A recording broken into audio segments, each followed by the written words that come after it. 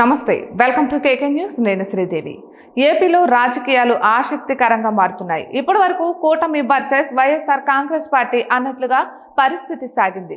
ఇక నుండి వైఎస్ఆర్ కాంగ్రెస్ మాజీ ఎంపీ విజయసాయిరెడ్డి రాజకీయ ప్రకంపనలకు కారణమవుతున్నారు. కొద్ది రోజుల క్రిందట ఆయన వైఎస్ఆర్ కాంగ్రెస్ పార్టీకి రాజీనామా చేశారు.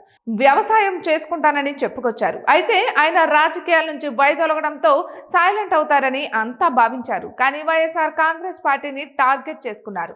ఇక అదే సమయంలో వైఎస్ఆర్ కాంగ్రెస్ అనుకూల మీడియా నుంచి ప్రతిఘటన ఎదుర్కొన్నారు. ఈ క్రమంలో విజయసాయిరెడ్డి స్పందించిన తీరు చూస్తుంటే మాత్రం వైసీపీ గుండెల్లో ప్రకంపనలు రేపుతున్నాయి.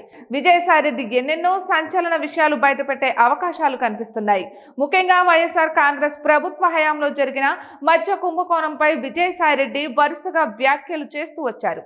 అయితే ఈ పరిణామాల క్రమంలో విజయసాయిరెడ్డి ఈ రోజు సంచలన ట్వీట్ చేశారు. మద్య కుంభకోణంలో తన పాత్ర విజిల్ బ్లోయర్ అంటూ పేర్కొన్నారు. తప్పించుకునేందుకే దొరికిన దొంగలు, దొరకని దొంగలు నా పేరును లాగుతున్నారంటూ కసిరెడ్డిపై సాయిరెడ్డి ఫైర్ అయ్యారు. తాను ఒక్క రూపాయి కూడా తీసుకోలేదని, లిక్కర్ దొంగల బట్టలు సగమే విప్పారని, మిగతా వారి బట్టలు విప్పేందుకు తాను పూర్తిగా సహకరిస్తానని చెప్పారు. తద్వారా మద్య కుంభకోణంలో మిగతా వారి వివరాలు బయట పెడతానంటూ పరోక్ష హెచ్చరికలను జారీ చేశారు. మద్య కుంభకోణంలో ఎంపీ మిథున్ రెడ్డి పాత్ర ఉన్నట్లు కూడా ప్రత్యేక దర్యాప్తు బృందం అనుమానించింది. అందుకు తగ్గట్టుగానే పావులు కదిపింది.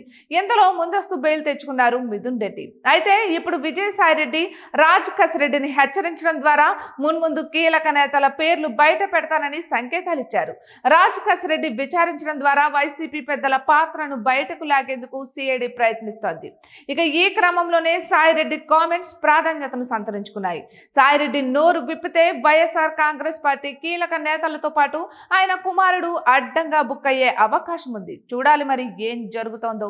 ఇటువంటి మరెన్నో వీడియోస్ కోసం కేకే న్యూస్ తెలుగు ఛానల్ ని సబ్స్క్రైబ్ చేసుకోండి.